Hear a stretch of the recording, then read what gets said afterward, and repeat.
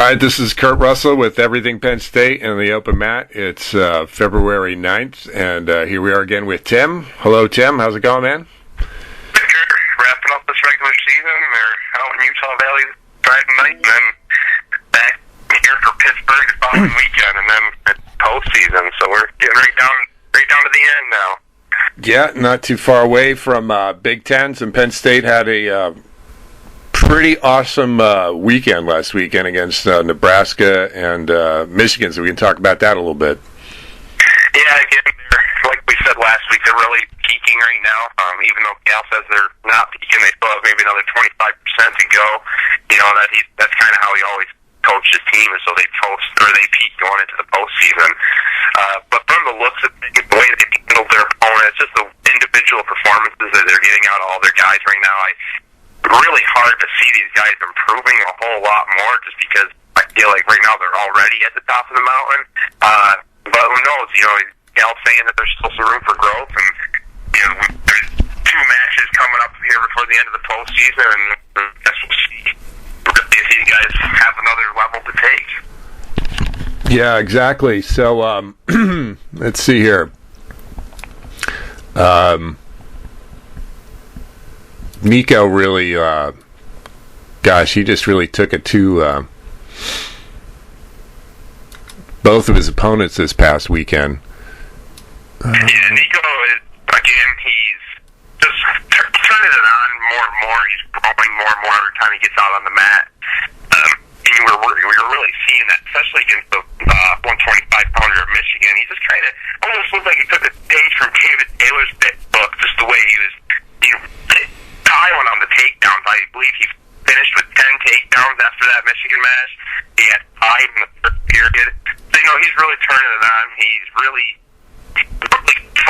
growing into the college sport of wrestling. You know, there is that big adjustment going from high school to college, and I think Nico's finally starting to mesh the two. You know, he really did well in high school on his feet. You know, was kind of a takedown artist, and you know that always is kind of a hard transition to make when you're going to college and you're talking about mat wrestling and riding time.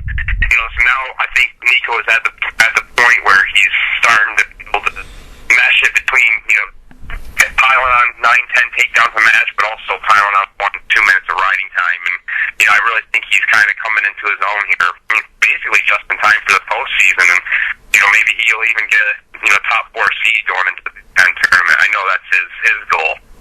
Yeah, I'm pretty sure he will be. I mean, against, you got the major against the kid from Michigan, but, against Natl from Nebraska, you got that tech fall. And, each one, it looked like a football score where he scored, 3 touchdowns. So, one was 23-6, 22-10. Each one he got like 10 takedowns.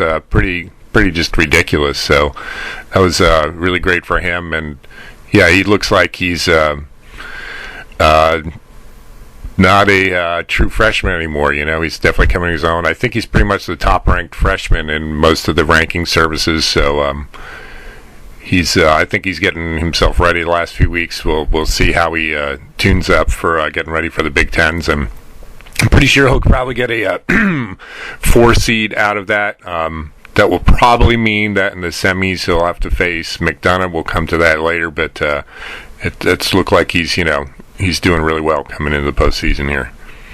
Yeah, and like you're saying, he's got a hard road once he gets to the end. But if he's improving, if he's continuing improving like he has all season, who knows what he can do? Once they're out at Purdue, and then then you go to the next match at the next weight at 133, and that's kind of coming a concern for Penn State, in my opinion. Frank Bartolotti was fantastic true freshman at 125 last year, but it just seems to me that he may be struggling a little bit with the jump up to 133. And I don't know if it's so much of a weight issue as it is just a mental issue, kind of dealing with the strength of the 133 pounders as compared to the 125 guys. Whether it's the length, I'm just not sure. I just don't see the same Bartolotti that we saw last year. He's really on a little bit of a skid right now, but luckily for him, he should be able to finish these last 2 dual meets out with 2 wins, right, going into the postseason with riding a 2-match winning streak, and maybe he'll be able to upset some people at Big Ten. That's basically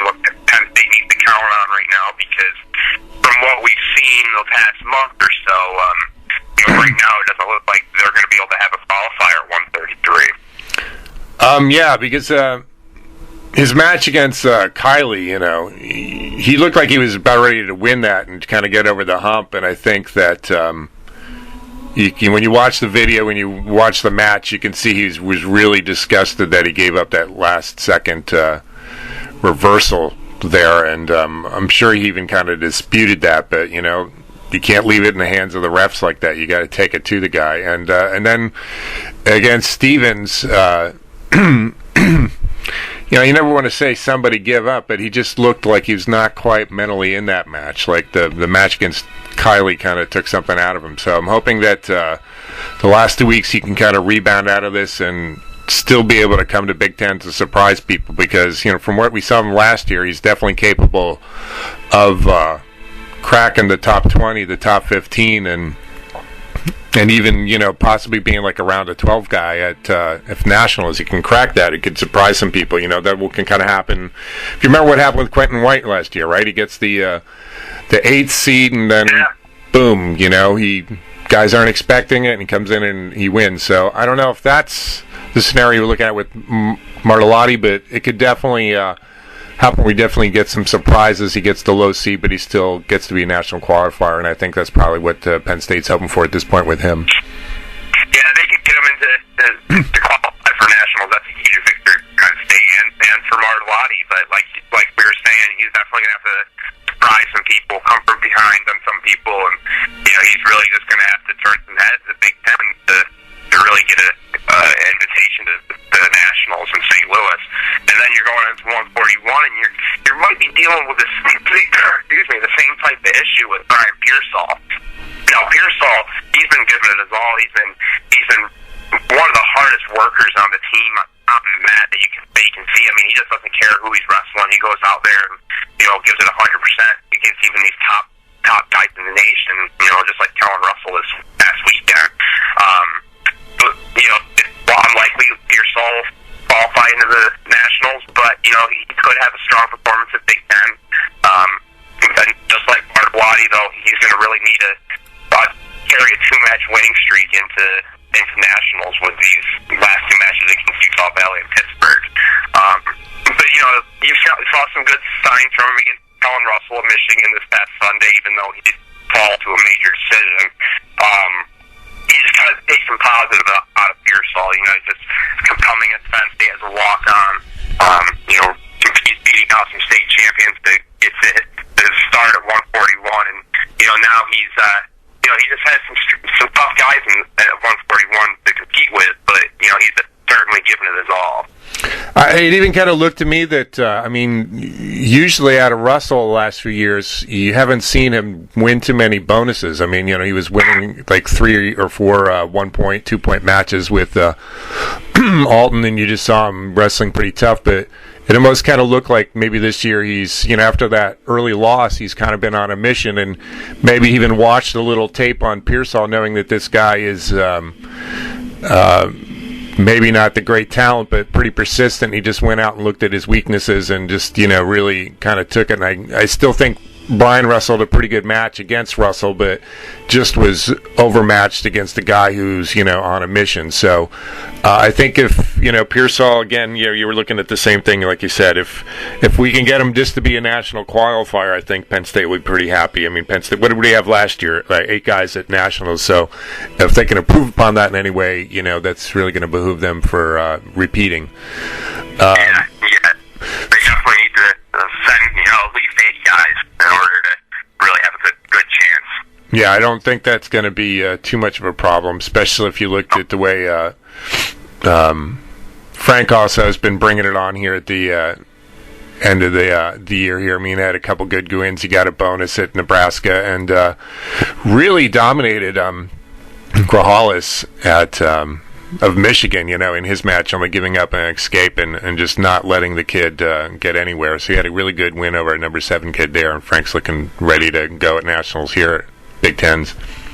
Yeah, Boliero's been wrestling well, also been very dominant. And, he got that same type of pace up against Grajales, number 7 guy in the country at 149 at the time.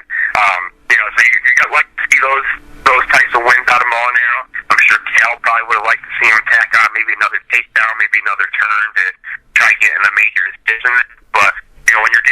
number 7 guy. You can't really complain about a 6-1 victory.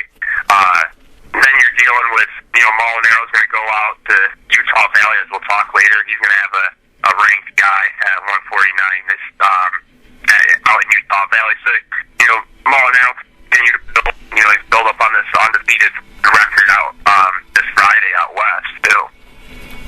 Yeah, at 157, Dylan, he had, I think, a really couple tough, hard-fought matches. But the thing I'm looking at, him being a redshirt freshman, and just the difference between him and his, let's say, for example, his twin brother Andrew, where last year Andrew was being a true freshman, just lost out a couple of close matches. Here, Dylan, even though he's not ranked, these matches weren't against kids who were ranked higher than him.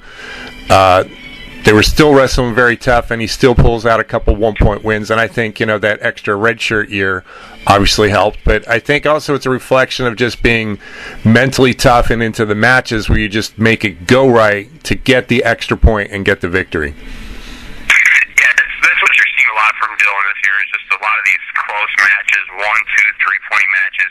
And he's doing that against some of the best guys in the country, and he's also doing that against, some unranked guys like Derek from Michigan. He pulled out a 5-4 victory, but like you're saying, it was hard fought the entire time. Derek made quite an effort. It kind of took me by surprise at how well he did against Dylan Olin. But also I think that also kind of helps Dylan, because back in high school up until this year, he was always just kind of a take him down, let him up kind of guy, and always just kind of racked up points, worked towards the back fall. This year he's really having to eke out these last third period wins, pull out a last minute takedown, get a last minute skate, send off a guy for the last 30 seconds to keep the lead.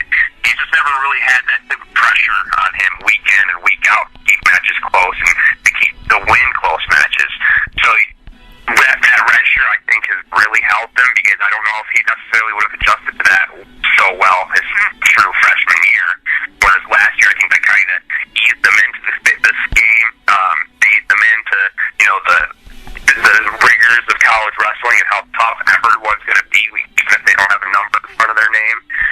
That's really helping Dylan, and, that's going to help him into the postseason, because you better believe none of them are going to be easy there either.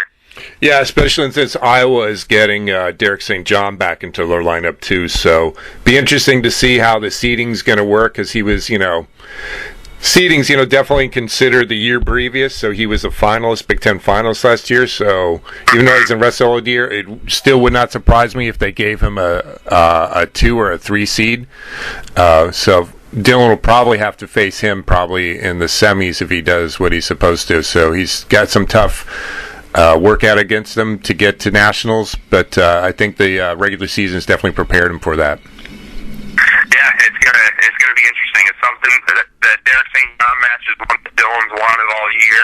He really hoped that he was going to come out during the dual meet, but then afterwards he said he just hopes that Derek St. John's healthy for Big Tens, and like you're saying, more than likely they're going to have to meet in the semifinals with Jason Welch on the opposite side of the bracket. So I think they'll be able to meet soon enough, as long as BSJ's healthy.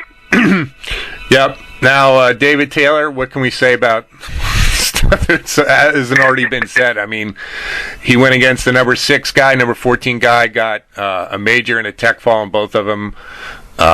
Again, just so fluid and smooth, made everything look pretty easy. Kokesh was, the super freshman, a red shirt. Last year he went something like 18-1. A lot of things, people from Nebraska expecting big things. He's done a lot of good things this year, got up to a number 6 ranking, but David just completely dominated him. And then Yates, he shut him out and just rolled to victory there. So David, quick 15-0 win, methodical, typical David Taylor, score back up the points as quick as possible and get off the mat type of win.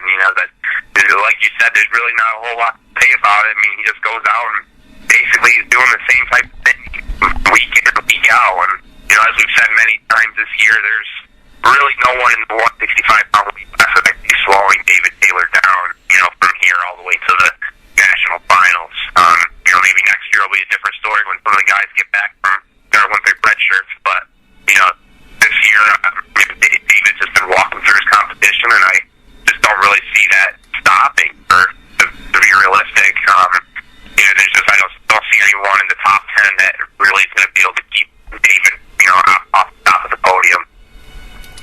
Exactly, and the same thing we can say about Ed Ruth, who just, last year there was a couple times we looked at how talented Ed Ruth, and there was times guys would be talking about how sometimes he didn't quite seem like he was mentally in the match. Like guys, he should have just literally kicked them. He didn't get the major, then all of a sudden he would go against somebody and pin them from out of nowhere. So this year it's like a totally different story. There's none of those mental lapses. He's just going out there doing his business, and he pinned the kid from Nebraska, pretty much destroyed the number 8 kid and Brandon Zierp's older brother, Justin, 12-1, and he, and that's just a scary thought. Just like we were talking before, that interview he did where people ask him if he's peaking, and he's saying, I'm just getting started.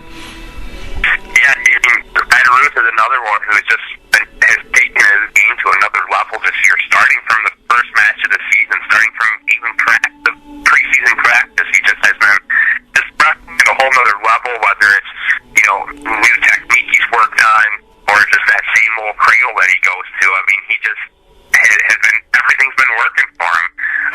And like you said, some people were wondering, if he'd have a lapse of judgment against, Justin Zierp, or lapse of focus, I guess I should say. But, I can see where people might have thought that last year as a redshirt freshman, but I just haven't seen one, so-called lapse of focus from Ed Ruth this year. Some people might give that impression. Many times his persona might just kind of carry that, that relaxed look on him. But that's just kind of how Ed Ruth is. It's his personality. I think that also really helps him on the mat. He doesn't get overhyped. He doesn't overthink things. He just kind of goes out there. He treats each match the same. That's another very positive thing that Ed Ruth has going for him, is he treats each match the same no matter who he's wrestling. And that's just shown that works so well for him. And, like David, I don't think there's many people that are going to be able to stop Ed Ruth, let alone slow him down. You have Emily Staggy from Stanford. There's maybe a couple other guys that, will give Ed a good run in nationals. But, I really believe that Ed Ruth is the best wrestler once any sport, even in the country. He just really has been wrestling that consistently since day one of this season. Yeah, I mean, you've talked to Ed. A few times I've talked to him. You see how he is. He's like the most laid-back cat on the mat. He just, he almost belies just, his on-mat persona, which just seems to be pretty methodical now, where if you talk to him in person, he's just kind of like, hey, hanging out, and you would never guess that he was going to, go out there and just physically dominate somebody like that. So it's really... Yeah, exactly. You meet this kid in person, and you would never think that he would be able to be that bound on the mat, that strong and that, that technically sound. He's just so lackadaisical, like off the mat, even sometimes on the mat. But like I said, I think that works for him. That's just exactly his personality, and I think that is one of the reasons he's able to go out against the top guys in the country and put up 12 points just like some unranked guy that they're wrestling at an open tournament. It's just kind of, I think that just really works for Ed Ruth. Did you see him in the match against Nebraska? No, I was listening to the radio broadcast. Well, I wasn't able to see it personally. But I watched the video. But that cradle on that match against Tyler Cohn from Nebraska, he slapped it from the bottom and rolled over. So that was that was a move I hadn't seen yet him do. But so it seems like he's looking for that cradle no matter where he is on the mat. Which for anybody, you might be a little young for this, but he reminds me a bit of Wade Chalice, who always was looking for a pinning combination even if he was on the bottom. Yeah, no matter what, and I'm pretty sure every opponent who goes out to wrestle at Ruth knows that the cradle is coming. You have to know. He's tried hitting it, and I would assume 99% of his matches this year. But they just can't stop it. Even if Ed Ruth gave the opponent a little bit of a whisper right before he hits it, hey, the cradle's coming. Right. I don't think there's a defense. I just really don't. His grip is too strong. He can hit from angles where people don't even think it's coming from, and usually it works for him. Usually he's able to get a turn, and he's riding it right now. Like I talked to him earlier in the season. I said, "No, Ed, you think you're going to be able to use that move nother repertoire of moves that, people haven't even seen yet. And so, maybe if someone finally starts catching on to this cradle, who knows what the next move is going to come out. Maybe a cement job or something. Well, if he's wrestling in the room every day with David Taylor and Quentin Wright, who knows? We may see a crab ride out of him or a throw and a headlock yet, So that's again, even more scary to think of he's adding something else to his repertoire. And speaking of Quentin Wright, he had a couple really good solid wins. He got a really good early throw against Enon against Nebraska, gave up some late takedowns, but still held on to a decision. And then again did the same move he did against who was it, a couple weeks ago. He did the same thing against Hunter Collins from Michigan, where basically got out and escape, and just the kid didn't even know. Boom, he turns around and hits the headlock instantly. He's on his back, match over. Exactly. It was almost the exact same left-handed headlock that he hit against Ohio State the weekend before.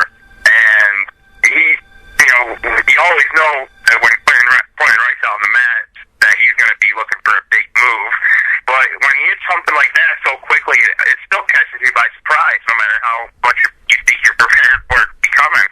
It just catches you by surprise, and I can't imagine what it does to the opponents, because, I'm pretty sure that match with Hunter Collins against Michigan, that, Collins thought he might have been free for an escape, and, next thing you know, Quentin Wright latches on to that headlock, throws the hip into it, and that's history. So, Quentin Wright, he like we mentioned earlier, he went into the postseason last year as a 8 seed, about 9 seed going into nationals. I think things are going to be a little bit different for him this year. He's still the number 2 guy in the country now.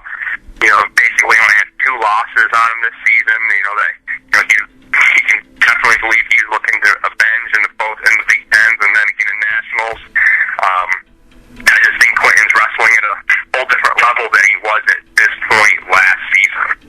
Yeah, and again, it wouldn't surprise me if we have a rematch of last year's Big Ten finals with Steinhaus and Quentin Wright, which I know he would not admit it, but he would like to get, a win back over him and finish again at the Big Tens and go in, riding high again into nationals. So he's looking pretty solid right now, too.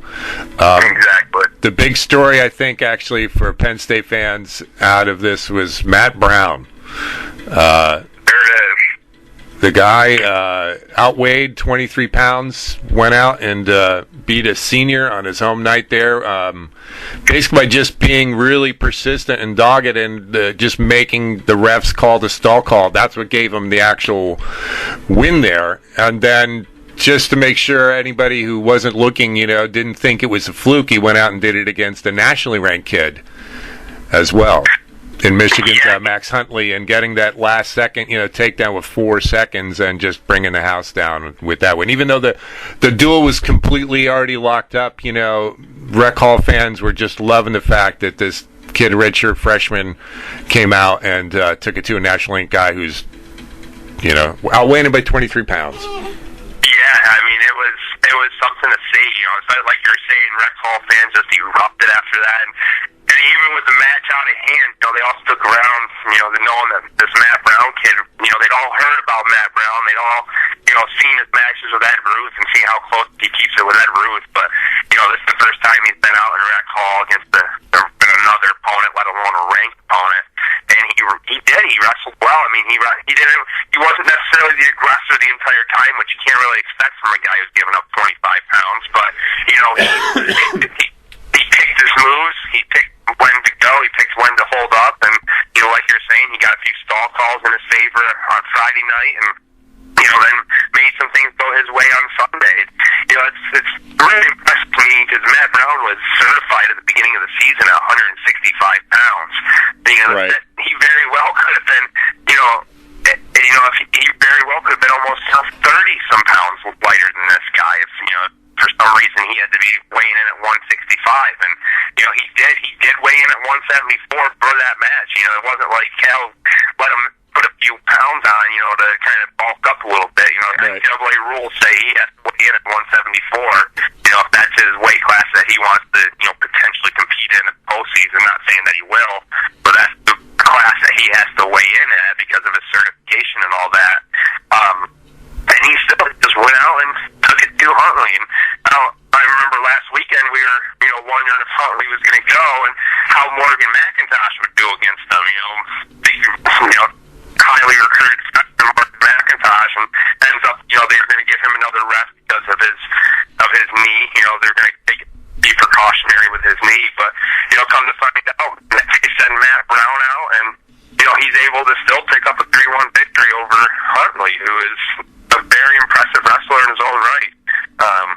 So it's just really good to see a guy like Matt Brown, do this for Penn State, and that just kind of shows the depth that Cal's working with his roster, the guys that he has, that work out with the starters every day. That's the thing some people may forget is Ed Ruth is getting his biggest competition in the wrestling room every day from Matt Brown, who might be the next best 174-pounder in the country. Yeah, actually, I might agree with that. Just looking at the work Matt Brown has done this year already, and it's really obvious that they got to find room for him next year in the lineup. So, I mean, I've heard talk of even from David Taylor himself saying next year he's going to go up a weight because over the summer he was over 180, so he could carry 174. But either way, I mean, I think Penn State Cale's going to have to figure out putting him in at 74 next year or 165, redshirting Morgan McIntosh and getting some room for him in the lineup next year, because I know he's talking about he's ready to go now. I mean, you would think that Matt Brown might be growing next year, but keep in mind that he's an older redshirt freshman. He's I believe 21 or 22, even 20. So growth isn't necessarily going to be a concern as for David Taylor. David might actually grow to where he won't even be able to certify for 165, whereas Brown, if he's certified this year, I really think he'd be able to certify next year too if he keeps his weight maintained over the off season. So that's a realistic possibility that next year we'll see Matt Brown at 65, David Taylor at 74, Ed Ruth at 84, and then Quinn at 97. Or maybe David stays the same.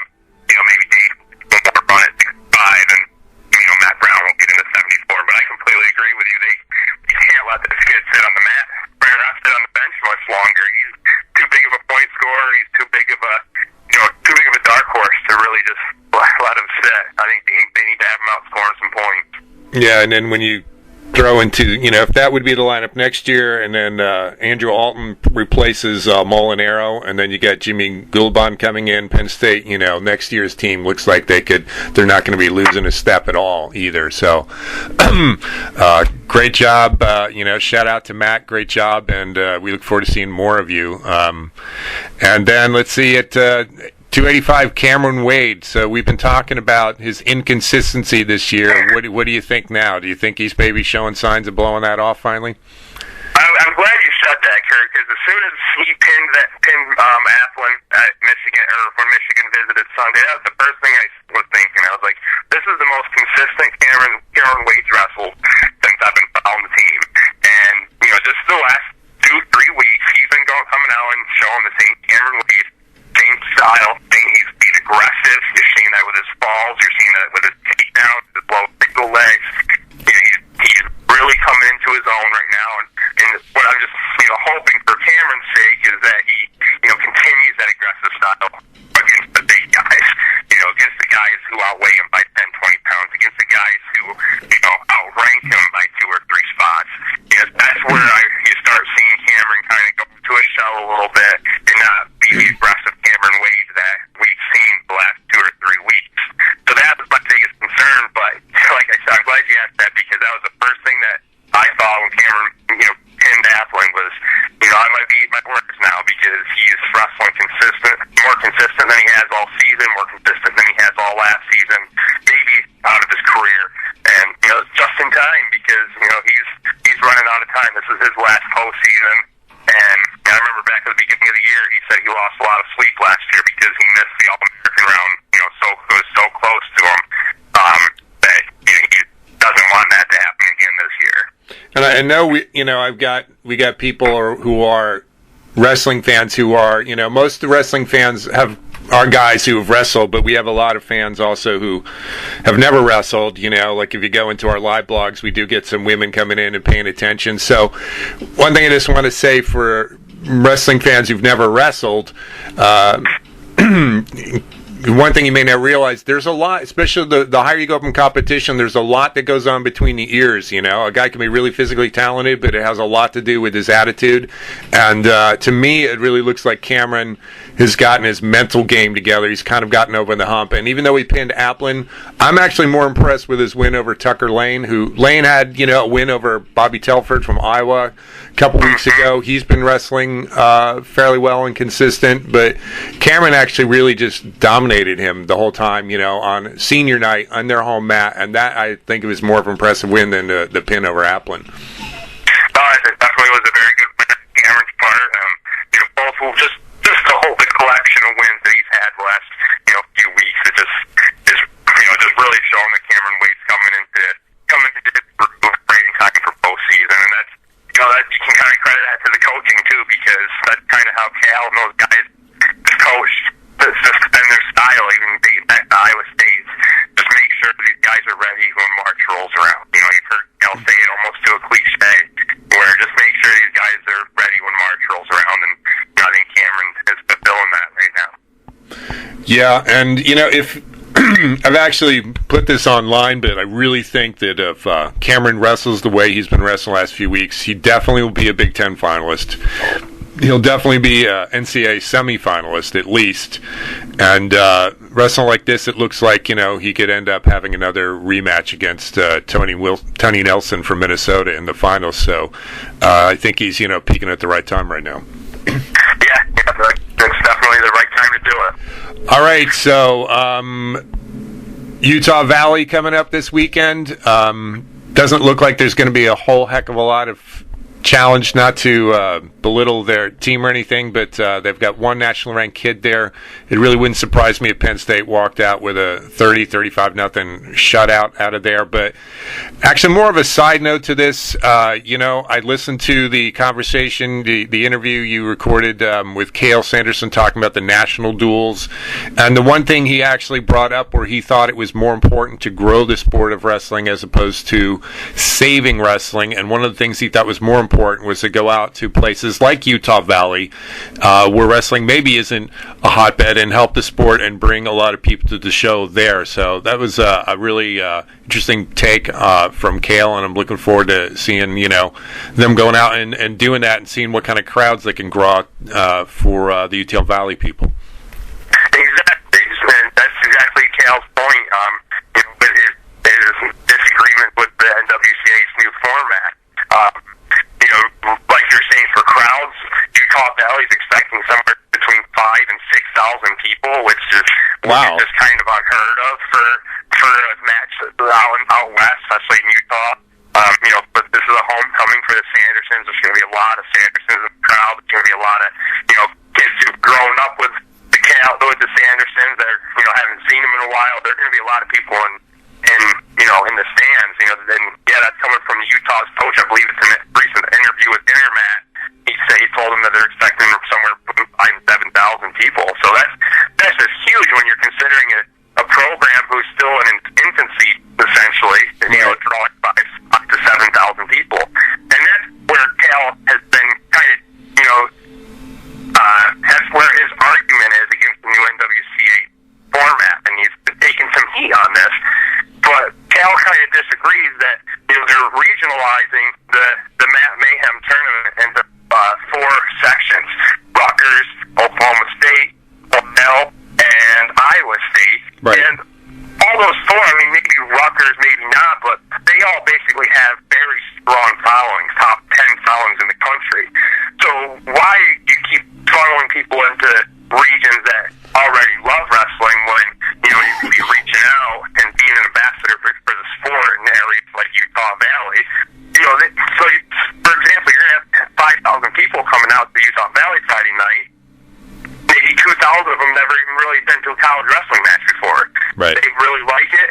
You know, then you're going to have 2,000 new fans. You know, that's maybe an exaggerated number, but, you know, that's just the point I'm trying to make is Cal's going out and trying to make new fans, you know, spread the sport,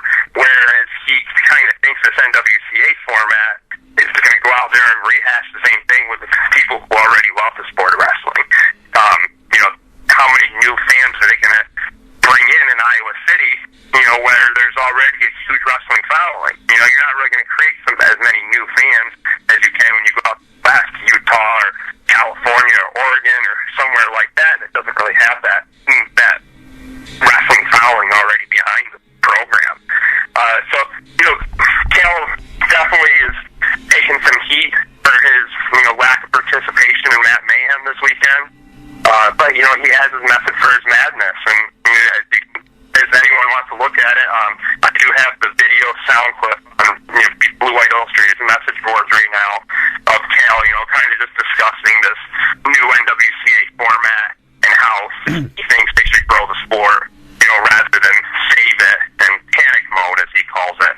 Right. You know, he thinks this NWCA new format is type of panic mode for the sport, and he thinks, you know, that might rub off the wrong way on some, you know, potential fans. You know, why are they going to want to join a sport, you know, that's on the downfall? You know, he's thinking that you just got to keep growing what you have, grow on top of what you have with, you know, new bases such as Utah Valley, and that's what you're seeing Friday.